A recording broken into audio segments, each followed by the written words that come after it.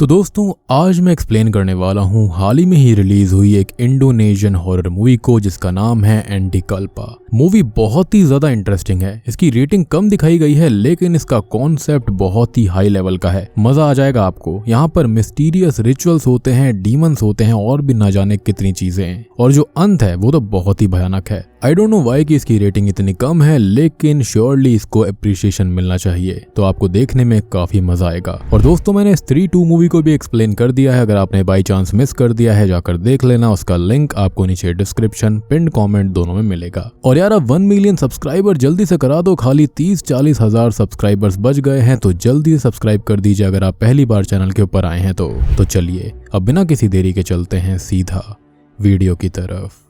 तो कहानी की शुरुआत में हम शुइया नाम की एक औरत को देख पाते हैं जिसके बच्चे की हाल ही में ही मृत्यु हो गई थी और इस वजह से वो काफी परेशान थी और किसी भी हालत में अपने बच्चे को वापस पाना चाहती थी। और इसलिए वो एक फेस्टिवल के दिन एक मंदिर में जाती है जिसको एक पुजारी जो कि असल में शैतान की पूजा किया करता था वो रन कर रहा था। यानी कि ये शैतानी मंदिर होता है या फिर ये कहें कि डेविल्स टेम्पल। वो अब शुइया की बात को मान जाता है पर बदले में एज एन ऑफरिंग शुइया को भी शैतान को कुछ देना होगा, जिस पर शुइया मान गई थी और इसलिए पहले वो अपनी कुंडली को पुजारी को देती है, जिसके साथ ही पुजारी के द्वारा ही बनाए गए एक कल्ट के मेन लीडर शुइया की कुंडली के साथ कुछ रिचुअल करने के बाद उसको एक पोशन पीने के लिए देते हैं, जिसको पीने के साथ ही अचानक से ही शुइया का शरीर अकड़ने लगता है जैसे कि कोई डिमोनिक शक्ति उसे पजेस कर रही हो। वेल अभी हमको बताया नहीं जाता कि शुइया ने शैतान के साथ आखिर क्या डील करी थी। और इसी के साथ अब सीन 1 साल आगे जाता है जहां पर हम अर्डिया नाम के एक लड़के को देख पाते हैं जो कि सो रहा था कि तभी अचानक से उसको अपने सपने में अपनी क्रश यूफान दिखाई देती है जो कि असल में शुइया की ही भतीजी भी थी। यानी कि शुइया यूफान की चाची होती है जिसको हम आंटी भी कह सकते हैं। खैर सपने के अंदर अर्डिया को यूफान दिखाई देती है जो कि अचानक से ही एक डीमन बनकर उस पर हमला कर देती है, जिसको देखकर अर्डिया बहुत ही ज्यादा डर गया था।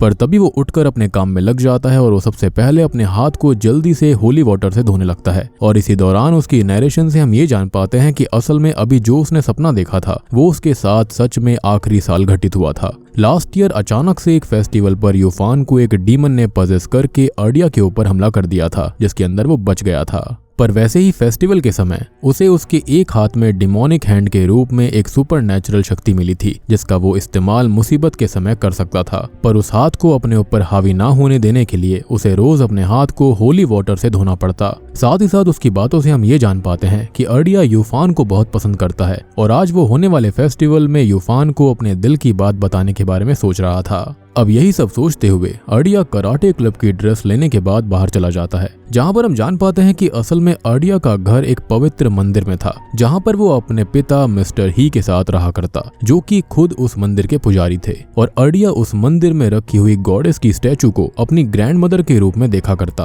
पर तभी अचानक से वहां पर अर्डिया की ही सीनियर जूको के पिता चेंग आते हैं, लेकिन वो असल में नशेड़ी और जुआ के आदी थे। इस वजह से मिस्टर ही उन्हें पवित्र मंदिर में आने से रोक देते हैं। अब आगे अर्डिया कराटे क्लब की तरफ जा रहा होता है कि तभी उसकी मुलाकात यूफान से होती है। तो अर्डिया उसको अपने दिल की बात अभी बताने के बारे में सोचने लगता है, मगर इतने में ही वहां पर पांग भी आ जाता है जो कि अर्डिया का बेस्ट फ्रेंड होता है, इसलिए अभी वो यूफान को कुछ नहीं बता पाता। खैर आगे जब वो कराटे क्लब की तरफ जा रहे थे तब उन लोगों की बातों से हम ये जान पाते हैं कि असल में आज जो फेस्टिवल होने वाला है उसके अंदर लोग रिचुअल करके गॉड्स और स्पिरिट्स को इंसानों के अंदर बुलाते थे और उनको ऑफरिंग्स देने के बाद में विशेष मांगा करते जो कि अक्सर पूरी भी हुआ करती थी। पर कभी कभी रिचुअल में गलतियां होने की वजह से इंसानों के अंदर बुरी आत्माओं का भी प्रवेश हो जाया करता और ये आत्माएं किसी भी इंसान को पजेस कर लिया करती थी। और ऐसा ही यूफान के साथ लास्ट ईयर हुआ था जिसमें उसके अंदर एक बुरी आत्मा आ गई थी और उसने उसी समय पर पांग और अर्डिया पर हमला कर दिया था और उसी के सपने अर्डिया को आ रहे थे। पर अभी पांग के मुंह से ये सारी बातें सुनने के बाद में यूफान को बिल्कुल अच्छा नहीं लगता और वो साइकिल को तेज चलाते हुए मार्केट की तरफ चली जाती है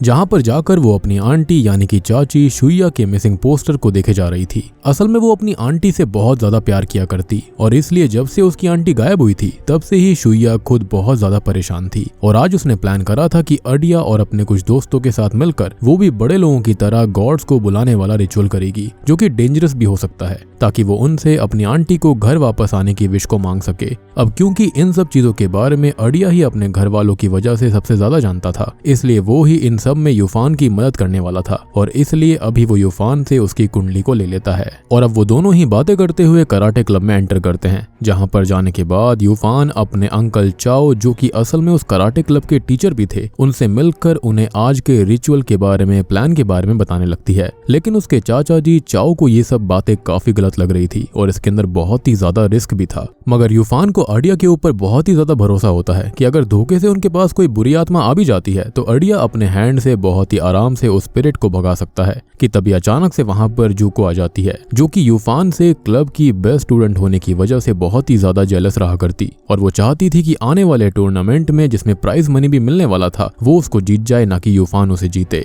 मगर यूफान जो होती है वो उसकी बातों पर ज्यादा ध्यान नहीं देती और वहां से चली जाती है। और आपको याद हुआ कि पवित्र मंदिर के अंदर जूको के पिता ही चैंग आ रहे थे, जिसको मिस्टर ही ने भगा दिया था। वहीं अब लॉकर रूम में जब अडिया पांग के साथ रात के बारे में बातें कर रहा होता है, तभी वहां पर उनका सीनियर आ जाता है जिसका नाम डान होता है, जो कि असल में एक बुली भी था। और क्योंकि उसको पता चल गया था कि अडिया रात में रिचुअल करके किसी के अंदर गॉड को बुलाने वाला है, इसी वजह से वो भी जबरदस्ती अडिया को अपनी और जूको की कुंडली देता है। और क्योंकि अडिया और पांग दोनों ही डान से डरा करते थे, इसी वजह से वो उसकी बात को मान जाते हैं। लेकिन अभी अडिया और पांग को ये समझ में नहीं आता कि वो किसकी बॉडी के अंदर गॉड को बुलाएंगे। तब डान वहां पर युआन नाम के एक और डरपोक लड़के को बुलाता है, जो कि खुद भी ऐसे रिचुअल्स के बारे में जानता था और डान चाहता था कि युआन के अंदर ही गॉड को बुलाया जाए। अब पांग और अडिया ऐसा चाहते तो नहीं थे, पर ना चाहते हुए भी उन्हें डान की बात को मानना पड़ता है। और आगे प्रैक्टिस के दौरान हम देखते हैं कि यूफान जूको को बुरी तरह से हरा देती है, जिससे कि जूको बहुत चिढ़ गई थी और वो गुस्से में वहां से जाने लगती है।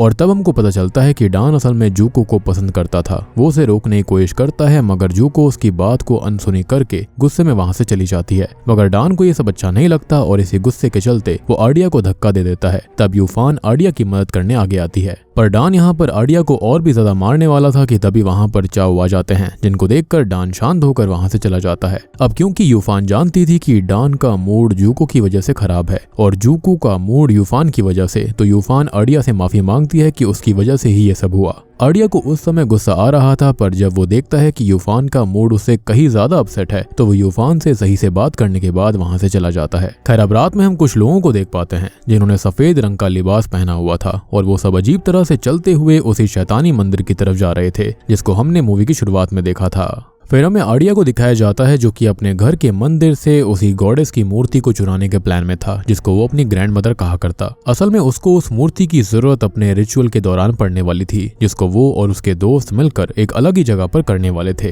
अब पहले जब अडिया उस मूर्ति को उठाने वाला था, तब अचानक से ही उसके पिता मिस्टर ही वहां पर आ जाते हैं, जो कि वैसे तो नहीं चाहते थे कि अडिया आज के दिन बाहर जाए, पर अडिया उनको किसी तरह से मना लेता है और वहां से जाने का दिखावा करता है, जिसको देखकर मिस्टर ही भी अपने रूम में चले गए थे। पर उसके तुरंत ही बाद अडिया वापस आता है और गॉडेस से माफी मांगते हुए उनकी मूर्ति को अपने साथ उठाकर पांग के साथ रिचुअल वाली लोकेशन पर जाने लगता है। पर उसके जाते ही हम देखते हैं कि मंदिर की लाइट्स अचानक से चली गई थी। साथ ही साथ अडिया जहां जहां पर उस मूर्ति को लेकर जा रहा था, वहां की लाइट्स अपने आप फ्लिकर कर रही होती है, जिसको देखकर अडिया खुद भी शॉक्ड हो गया था। यानी कि इनडायरेक्टली गॉडेस ये कह रही थी कि उसको वहां से नहीं जाना चाहिए। इसलिए अभी वो पांग को आगे चलने के लिए कहता है और खुद उसके पीछे पीछे चलने लगता है। तभी अचानक से अडिया की नजर उसी कल्ट के मेंबर्स पर पड़ती है, जो कि शैतानी मंदिर की तरफ जा रहे थे। अब अडिया ने ऐसा सब कुछ पहली बार देखा था और क्यूरियस होकर इस वजह से वो भी उनके पीछे पीछे चला जाता है। अब पांग को इस बारे में अभी पता नहीं चला था और वो रिचुअल वाली लोकेशन की तरफ बढ़ते जा रहा था। मगर जैसे ही उसे अडिया के गायब होने का एहसास होता है, वो तुरंत पीछे आता है। लेकिन तब तक अडिया कल्ट मेंबर्स का पीछा करते हुए कुछ गलियों में आ चुका था, जहाँ पर बहुत अजीब से साइंस और सिंबल्स बने हुए थे, जो कि डिमोनिक लग रहे थे, जिनको देखकर अडिया को कुछ भी समझ में नहीं आता। लेकिन अभी जब वो शैतानी मंदिर में पहुंचता है, तो वहां पर और भी ढेर सारे लोग मौजूद थे, जो कि किसी तरह का रिचुअल कर रहे थे। और मे बी यहाँ पर जैसे बाकी सभी लोग गॉडेस को बुलाया करते थे, वैसे ही ये लोग डीमंस को बुला रहे होंगे, और इसलिए यहाँ पर सारे के सारे सिंबल्स नॉर्मल से अपोजिट थे। खैर उसी जगह पर हम चैंग यानी कि जूको के पापा को भी देख पाते हैं, जो कि खुद उसी कल्ट के मेंबर भी थे, और वो भी काफी ज्यादा अजीब हरकतें कर रहे होंगे। मे बी शायद से जूको के पिता मिस्टर ही को इस बारे में पता होगा और इसी वजह से उन्होंने उसे मंदिर में आने से रोक दिया। खैर तभी अचानक से अड़िया की नजर पुजारी और कल्ट लीडर पर पड़ती है, जो कि जलती हुई अगरबत्ती से एक हुडी पहनी हुई लेडी को बेरहमी से मार रहे थे, जिसको देखकर अड़िया को कुछ भी समझ में नहीं आता। और वो औरत यहाँ पर शुया की तरह लग रही थी, जिसको हमने शुरुआत में देखा था, जो कि पिछले 1 साल से गायब है। तभी हम दूसरी तरफ जूको, यूफान और डान को देख पाते हैं, जो कि एक रूम में सारी तैयारी करके बैठे थे और बस वहां पर अड़िया, पांग और युआन के आने का वेट कर रहे थे।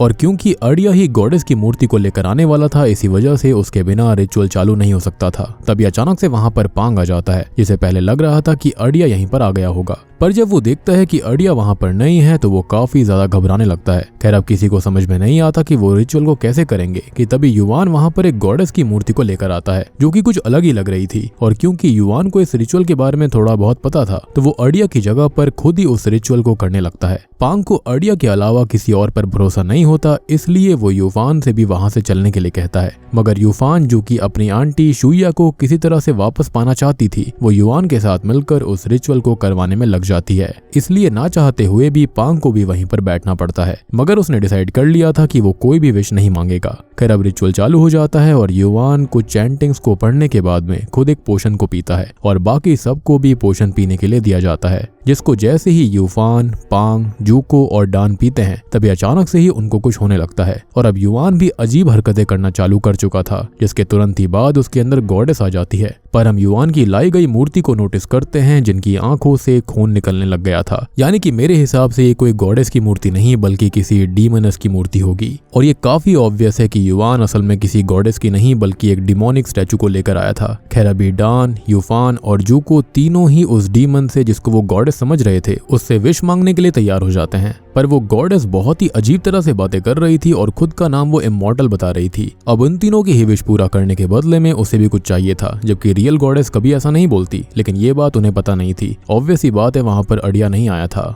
तब जूको वहां पर टूर्नामेंट में जीतने की विश मांगती है और डान वहां पर जूको की ही विश को पूरा करने के लिए कहता है और यूफान अपनी आंटी के घर वापस आने के लिए विश करती है। खैर अब उस गॉडेस यानी कि डीमनस ने सबकी विश को सुनकर उनके सर पर हाथ रख दिया था और वो तीनों उस समय के लिए अजीब सा बर्ताव करते हुए बेहोश हो जाते हैं। और पांग साइड में बैठे हुए ये सब देख रहा था, क्योंकि उसने कोई विश नहीं मांगी। तब वो गॉडेस यानी कि डीमनस अचानक से युआन के शरीर से निकल जाती है और युआन भी बेहोश हो जाता है, यानी कि रिचुअल पूरा हो चुका था। तभी बेहोश डान और जूको के शरीर के अंदर बुरी आत्माएं आ जाती हैं, जो कि अचानक से ही यूफान और पांग के ऊपर हमला करना चालू कर देती हैं। अब उसी वक्त होता यह है कि वहां पर अड़िया आ जाता है, जो कि अपने डिमोनिक हैंड की मदद से डान और जूको को रोकता है। उसने जूको और डान के सर पर हाथ रखकर उनके अंदर से बुरी आत्माओं को निकाल दिया था, या फिर यूं कहें कि उनकी एनर्जी को सोख लिया था। और वो जितना ज्यादा अपने हाथ को इस्तेमाल कर रहा था, उसका हाथ उतना ही ज्यादा जल रहा था और उस जलन को बंद करने के लिए ही उसको होली वाटर यूज करना पड़ता है। वेल अभी के लिए जूको और डान के सही होने के बाद अब यूफान के शरीर में भी बुरी आत्मा आ जाती है, जो कि युआन के लाए हुए स्टैचू की तरफ बढ़ रही थी, जिसको देखकर अड़िया यूफान के अंदर से भी स्पिरिट को निकालता है। पर क्योंकि यूफान का शरीर ब्लैक मैजिक की चपेट में बहुत जल्दी आ जाया करता था, इसलिए अभी यूफान पूरी तरह से ठीक नहीं होती। तभी अचानक से ही अड़िया की नजर उस डिमोनिक मूर्ति पर पड़ जाती है, जिसको देखकर वो शॉक्ड हो गया था, क्योंकि आज तक उसने ऐसा अजीब सा स्टैचू कभी नहीं देखा था। खैर वो जैसे ही उस स्टैचू को उठाता है, तब हम उस स्टैचू के नीचे एक और सिंबल को देख पाते हैं, जो कि उन गलियों के अंदर बना हुआ था, जिसका मतलब साफ था कि ये सब उसी कल्ट के लोगों ने करवाया है, जिसके पीछे अड़िया चला गया था। और अगर आपने नोटिस करा हो तो युआन ने भी व्हाइट कपड़े पहने हुए थे, जो कि बिल्कुल उसी कल्ट के लोगों के कपड़ों की तरह ही लग रहे थे। वहीं अब हम चाओ को उसके घर में देखते हैं, जहां पर अचानक से उसके घर के अंदर किसी और के भी होने का एहसास उसको होता है। अब अड़िया यूफान को अपनी पीठ पर टांग कर अपने घर ले आया था, जहां पर यूफान को होली वाटर में डालने के बाद उसने वापस से अपने डिमोनिक हैंड की मदद से उसके अंदर से सारी बुरी शक्तियों को निकालना चालू कर दिया था। पर इन सब में अड़िया को बहुत ज्यादा दर्द होता है, जिसके चलते वो भी बेहोश हो जाता है। तब सीन यहाँ से पास्ट में जाता है, जहाँ पर हम लास्ट ईयर में ये देखते हैं कि यूफान, पांग और अड़िया तीनों ही अड़िया के घर में ही फेस्टिवल की तैयारी कर रहे थे। तब पांग चाहता था कि अड़िया हिम्मत करके यूफान को अपनी फीलिंग्स के बारे में बता दे, जिस पर अड़िया भी मान जाता है। और तब यूफान की हरकतों से हम ये जान पाते हैं कि असल में वो भी अड़िया को पसंद करती थी, मगर दोनों में से किसी के अंदर हिम्मत नहीं थी कि वो पहले इसके बारे में कन्फेस कर दें। पर रात में जब अड़िया यूफान से सब कुछ कन्फेस करने वाला होता है, तभी अचानक से यूफान के शरीर में एक डिमोनिक स्पिरिट आ जाती है, और एक कैंची की मदद से अर्डिया की चेस्ट पर स्टैब कर देती है और अब उसको वो जान से मारने ही वाली थी कि तभी अचानक से उसकी माँ यानी कि मिसेस ही, जो कि एक बहुत ही स्किल्ड शेमन होती हैं, वो आकर यूफान का एग्जॉर्सिज्म करती हैं। साथ ही साथ उन्होंने कुछ चैंटिंग की मदद से अपने बेटे अर्डिया का बहता हुआ खून भी रोक दिया था। पर प्रेजेंट टाइम पर हम देखते हैं कि अर्डिया की चेस्ट से खून बह रहा होता है और तभी उसकी आंख खुल जाती है, जो कि ये देखता है कि यूफान अब बाथ टब से निकलकर उसके रूम में कपड़े चेंज कर रही है। जिसके बाद वो अर्डिया के पास आकर उससे बातें करने लगती है और हम उसकी बातों से जान पाते हैं कि यूफान को पजेस होने के बाद का कुछ भी याद नहीं था, पर उसे इस बात की खुशी थी कि उसने पिछली रात गॉडेस से प्रे करके अपनी चाची को वापस मांग लिया था। तब अर्डिया उसे उस कल्ट के बारे में बताता है जहाँ पर उसने शुया जैसी लेडी को देखा था, मगर अभी यूफान उस कल्ट के बारे में ज्यादा नहीं सोचती और वहाँ से अपने चाचा के घर पर चली जाती है। अब आगे थोड़ी देर के बाद में जब अर्डिया और पांग गॉडेस की मूर्ति को वापस अपने मंदिर में रख रहे होते हैं, तभी वहाँ पर मिस्टर ही आकर उन्हें डांटने लगते हैं, पर अभी उनको पिछली रात के बारे में सारी सच्चाई नहीं पता थी। लेकिन फिर भी वो अर्डिया को प्रोटेक्शन के लिए एक लॉकेट और पांग को खाने के लिए कुछ सीड्स देते हैं, जिसके बाद वो दोनों वहां से कराटे क्लब की तरफ निकल गए थे। तभी मिस्टर ही के पास उनकी बीवी मिसेस ही का कॉल आता है, जो कि अचानक से घर आ रही थी क्योंकि उन्हें बहुत ही कुछ बुरा होने का एहसास हो गया था, जिसको सुनकर मिस्टर ही भी डर चुके थे। वहीं अब हम यूफान को उसके घर में देखते हैं जहां पर उसकी चाची शुया उसके सामने आ गई थी, जिसको देखकर यूफान खुश होकर रोती हुई उसे गले से लगा लेती है। लेकिन शुया कुछ अजीब ही लग रही थी और तभी उसकी नाक से खून निकलने लगता है। इसका मतलब शुया जरूर पजेस्ड हालत में है। पर अभी यूफान भी कराटे क्लब की तरफ निकल जाती है जहां पर आज ही उसका जूको के साथ मैच था, जिसके अंदर उन्हें अच्छे खासे पैसे भी मिलते, जिसके अंदर यूफान बहुत ही आराम से एक बार फिर से जूको को हरा देती है, जिससे कि जूको को बहुत ही ज्यादा गुस्सा आ गया था। लेकिन तभी उसकी आंखें पलट जाती हैं और उसके अंदर एक डिमोनिक शक्ति आकर यूफान के ऊपर हमला करते हुए यूफान के सर को पटक पटक कर उसे बेहोश कर देती है। तब जूको का शरीर भी अकड़ना चालू हो गया था और अब उसके मुंह से भी खून आने लगता है, जिसके साथ ही वो बेहोश हो जाती है। युआन ये सब देखकर बहुत ज्यादा डर चुका था और वो तुरंत ही वहां से जाकर लॉकर रूम में छुप जाता है और वहां से सीन अब शाम के समय पर आता है, जहां पर अर्डिया और पांग यूफान की हालत को देखने उसके घर गए थे। पर चाओ उनको ये बताता है कि यूफान सो रही है और इसलिए वो दोनों बाहर से ही वापस जाने लगते हैं कि तभी अचानक से उनकी नजर शुया पर पड़ती है, जिसको देखकर वो दोनों ही शॉक्ड हो गए थे कि वो 1 साल के बाद अचानक वापस कहां से आ गई। और तब उसको देखने के बाद अर्डिया अपना प्रोटेक्शन लॉकेट चाओ को देते हुए उसे यूफान को देने के लिए कहता है, क्योंकि उसे शुया को देखकर सही नहीं लग रहा था। अब रात में हम युआन को देखते हैं जो कि अभी भी डरा हुआ कराटे क्लब के लॉकर रूम में छुपा हुआ था। तभी अचानक से उसके नंबर पर एक कॉल आता है जिसमें दूसरी तरफ से एक डिमोनिक आवाज आ रही थी, जिसका मतलब यही था कि अब युआन के मरने की बारी थी, जिसके अंदर डीमनस ने ये बोला था कि उनकी इच्छा पूरी होने के बदले में उनको भी कुछ देना होगा और यहाँ पर देने का मतलब है अपनी जान। तब युआन बहुत ही ज्यादा डर जाता है और उसके बड़बड़ाने से हम ये समझ पाते हैं कि उसने जो कुछ भी करा था वो कल्ट वालों के कहने पे किया था।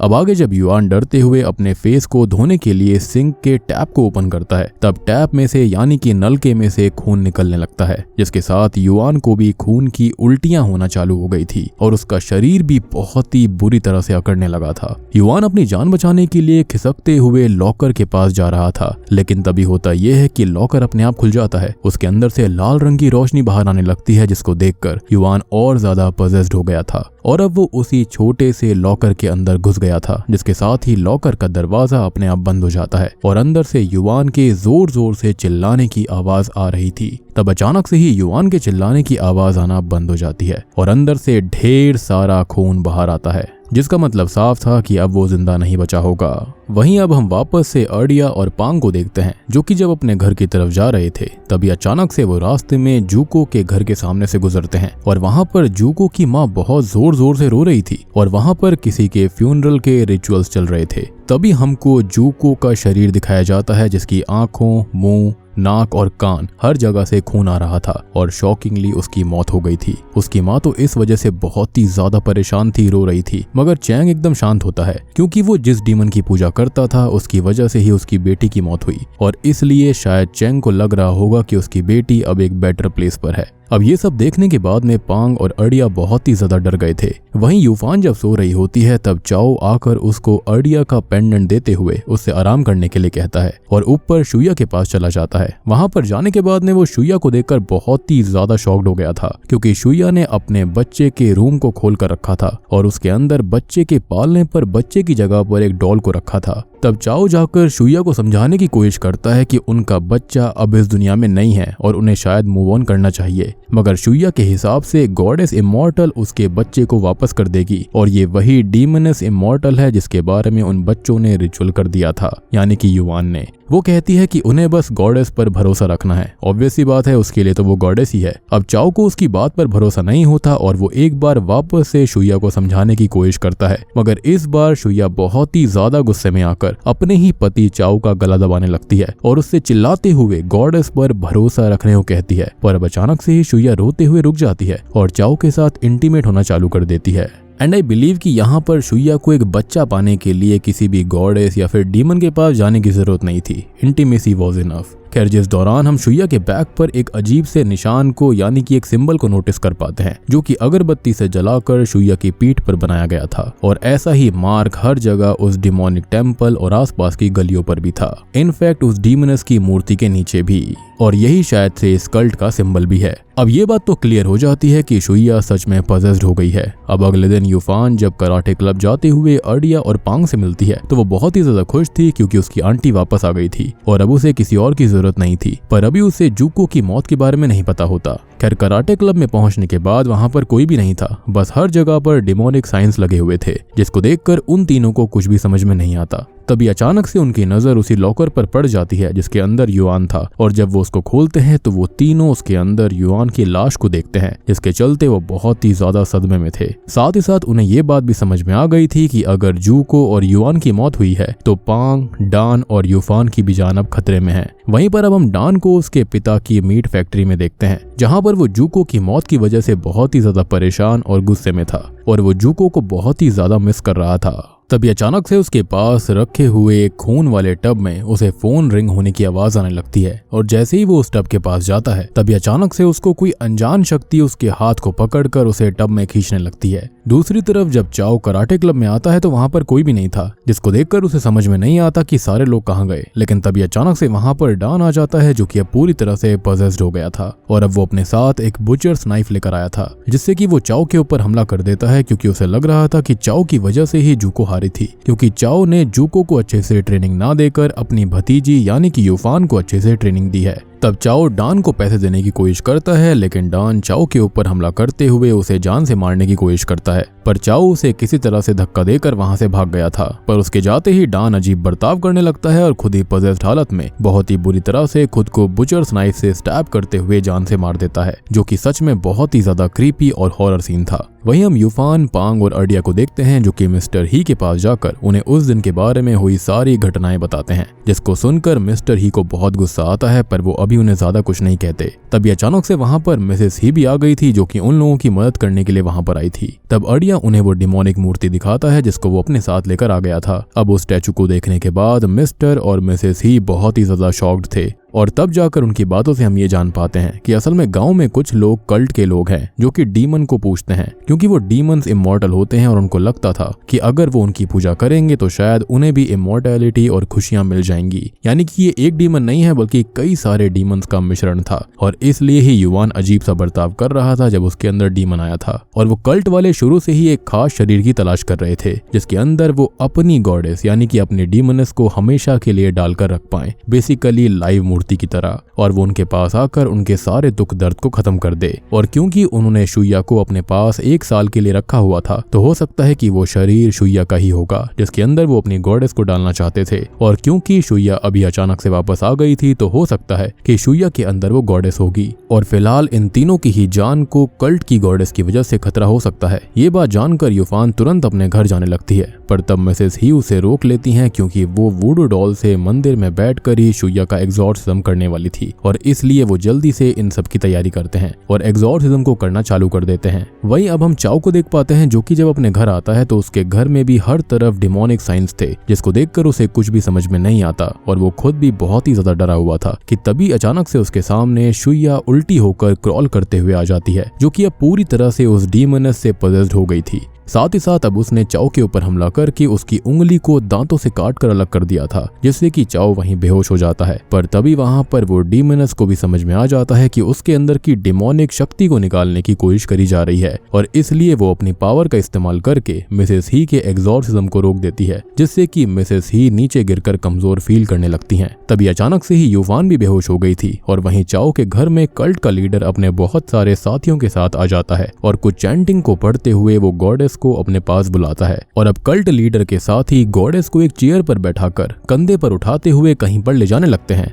दूसरी तरफ जब यूफान की आंख खुलती है तो उसको समझ में आ गया था कि शुइया की जान खतरे में है और इसलिए वो शुइया को सेंस करते हुए कहीं पर जाने लगती है। तब अर्डिया और पांग भी उसके पीछे जाते हैं। मिस्टर ह्यू ने रोकने की कोशिश कर रहे थे पर वो तीनों उसकी बात को नहीं सुनते। अब आगे कल्ट लीडर अपने साथियों के साथ एक सुनसान जगह पर आता है जहां पर उसके और भी काफी सारे साथी मौजूद थे, यानी कि यहाँ पर कल्ट के ढेर सारे लोग हो गए थे और वहां पर देखकर ऐसा लग रहा था जैसे वहां पर कोई बहुत ही बड़ा रिचुअल होने वाला है। तब गॉडेस को नीचे उतारा जाता है और उसे कुछ माला और एक हुडेड क्लोक पहनाकर आगे भेज दिया जाता है, जहां पर 5 अर्थी भी रखी हुई थी, जिसमें से 3 पर तो लाशें थी लेकिन 2 खाली थे। अब इतने में ही वहां पर यूफान, पांग और अर्डिया भी आ जाते हैं, जो कि ये सब देखने के बाद शॉक्ड थे। तभी अचानक से कल्ट का लीडर एक बार फिर से शुइया की बॉडी को अगरबत्ती से मारने लगता है और उसे एक टेबल के पास लेकर जाता है। इसी बीच यूफान अचानक से बेहोश हो गई थी और अर्डिया और पांग के ऊपर भी कल्ट के लोगों ने हमला करके उन्हें बेहोश कर दिया था। तभी यूफान भी काइंड ऑफ पजेस होने लग गई थी और अब कल्ट के लोग यूफान को उठाकर अपने साथ शुइया, जिसके अंदर गॉडेस थी, उसके पास लेकर जाने लगते हैं। साथ ही साथ उन्होंने अर्डिया और पांग को उन बाकी 2 अर्थीयों पर लिटा दिया था जो कि खाली थी और तब जाकर हमको पता चलता है कि असल में इमॉर्टल गॉडेस को शुइया का नहीं बल्कि यूफान का शरीर चाहिए और उसने शुइया से यही डील करी थी कि वो उसके बच्चे के बदले में यूफान को उसके पास लेकर आएगी, उसका शरीर देगी और 1 साल शुइया के शरीर के अंदर ये डिमोनिक गॉडेस थी और बाद में उन्होंने यूफान के ऊपर युआन की मदद से रिचुअल करवाया ताकि आगे चलकर शुइया के शरीर से गॉडेस को यूफान के शरीर में डाला जा सके। और ऐसा वो तभी कर सकते थे जब यूफान बहुत ही ज्यादा लो फील कर रही हो, क्योंकि शुइया भी अपने बच्चे की वजह से उस टाइम बहुत ही ज्यादा लो पर थी और इसी वजह से उसके अंदर उस समय उस गॉडेस यानी कि डीमनस को डालना पॉसिबल हो पाया था। खैर आगे कल्ट लीडर एक एक करके उन 3 लाशों के पास जाकर उनके खून को निकालता है और तब हम जान पाते हैं कि असल में ये तीनों लाशें किसी और की नहीं बल्कि उनकी ही थी जिन्होंने वहां पर गॉडेस से विश मांगी, यानी कि डान, जूको और युआन। जिसके बाद अब कल्ट लीडर पांग और अर्डिया का खून भी ले लेता है और बाद में उसमें अपना खून मिलाकर अपने कुछ साथियों के साथ चैंटिंग पढ़ते हुए उसे शुइया के पास लेकर चला जाता है। और आपने नोटिस करा होगा कि यहाँ पर खाली यूफान की ही विश पूरी हुई थी, क्योंकि असल में गॉडेस खाली उसको चाहती थी, उसके अंदर आना चाहती थी, जिसके चलते उसने शुइया वाली चीज को पूरा कर दिया था। अब यहाँ पर इन मिले हुए खूनों के अंदर शुइया ने भी अपना खून मिला दिया था, या फिर ये कहें कि गॉडेस का खून। तब यूफान शुइया की ऐसी हालत देखकर बहुत ही ज्यादा बेकार फील कर रही थी और वो किसी भी हालत में शुइया को यानी कि अपनी चाची को बचाना चाहती थी, इसलिए वो उस डीमनस से शुइया के शरीर को छोड़ने के लिए कहती है, जिसके बदले में वो कुछ भी करने को तैयार थी। और क्योंकि डीमनस भी यही चाहती थी, इसलिए वो एक बार वापस अपने हाथ पर कट लगाकर यूफान के सर पर हाथ रखती है और बाद में यूफान को डान, युआन, अर्डिया, पांग, जूको, कल्ट लीडर और शुइया का खून पिलाया जाता है, जिसके साथ ही अब ये डीमनस शुइया के शरीर को छोड़कर धीरे धीरे यूफान के शरीर में एंटर करने लगती है, यानी कि यही वो मेन रिचुअल था जिसके लिए तैयारी चल रही थी। इसी बीच पांग और अर्डिया भी खुद को जैसे तैसे फ्री करते हैं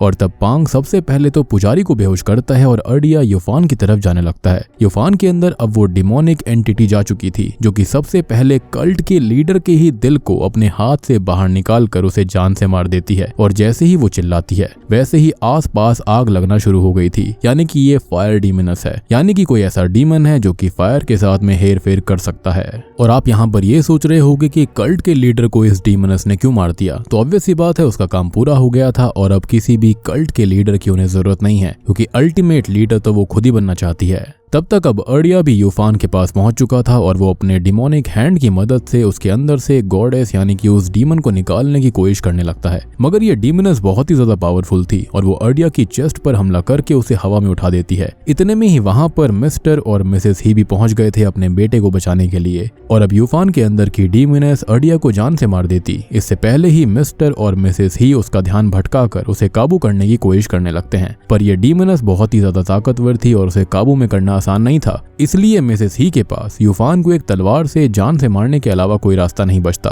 पर तभी अर्डिया बीच में उन्हें रोक लेता है क्योंकि वो यूफान से सच में बहुत प्यार करता था। पर इसी बात का फायदा उठाकर वापस से यूफान ने सबके ऊपर हमला करना चालू कर दिया था। तब मिसेस ही बहुत ही ज्यादा घायल हो जाती हैं, इसलिए मिस्टर ही उसे बाहर की तरफ ले जाते हैं। लेकिन इतने में ही उस पूरी जगह पर आग लग जाती है जहां पर यूफान और अर्डिया थे। यूफान ने वापस से अर्डिया को पकड़ लिया था और इस बार वो वापस से उसे जान से मारने वाली थी। लेकिन इस बार अर्डिया भी अपनी पावर्स का पूरी तरह से इस्तेमाल करता है और अपने डिमोनिक हैंड से यूफान को जोर से पकड़कर हक कर लेता है। इतनी ज्यादा पावर उसका हैंड भी नहीं झेल पा रहा था, पर उसके बाद भी अर्डिया यूफान को जोर से पकड़कर रहता है, जिससे कि डिमोनिक गॉडेस की पावर कम होने लगती है। साथ ही साथ अब एक ऐसा समय आ जाता है जब पावर के एक्सट्रीम इस्तेमाल करने की वजह से अर्डिया बेहोश होने वाला था। पर तभी अचानक से यूफान खुद भी होश में आने लगती है, इसलिए वो अर्डिया को पकड़ लेती है और वो भी उससे प्यार करती थी। और अब दोनों को ही उनके पास्ट के ढेर सारे विजन्स आते हैं, जिसके साथ ही उन दोनों के ऊपर बहुत सी जलती हुई चीजें गिर रही थी। अब यहाँ से ये सीन कुछ हफ्ते बाद आता है जहाँ पर मिस्टर ही अकेले मंदिर में थे और अब मिसेस ही भी वहां से जाने लगती हैं।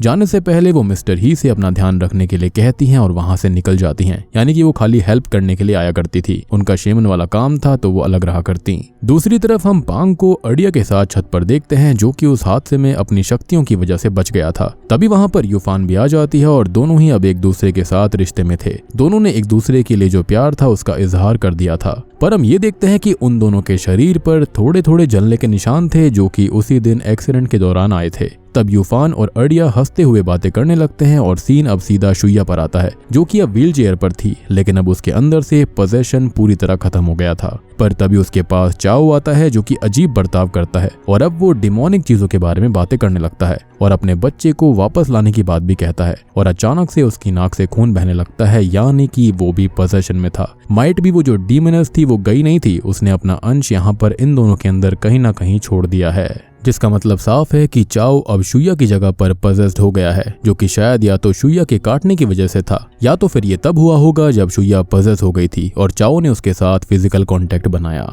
अब मूवी के एंडिंग सीन में हम उसी डिमोनिक टेम्पल को देख पाते हैं जिसमें से क्रीपी आवाजें आ रही थी, यानी कि अभी भी ये चीज खत्म नहीं हुई है और इमॉर्टल डीमन कभी मर नहीं सकता, जिसके चलते ही यहाँ पर कुछ ना कुछ और जरूर होगा। और अब यहाँ पर चाओ शायद से इस कल्ट को रिवाइव करेगा और बूम, इसी के साथ में ये मूवी यहीं पर खत्म हो जाती है। तो दोस्तों ये थी एंटीकल्पा फिल्म की कहानी। उम्मीद करता हूँ कि आपको ये पसंद आई होगी। ये मूवी वाकई में अंडररेटेड है, काफी इंटरेस्टिंग फिल्म है ये, और जो इसकी ये रेटिंग है वो बिल्कुल भी डिजर्व नहीं करती। इसकी रेटिंग काफी हाई होनी चाहिए थी क्योंकि कॉन्सेप्ट तो काफी अच्छा है इसका। और इस मूवी को देखकर मुझे थोड़ी सी इनकैंटेशन मूवी की याद आती है।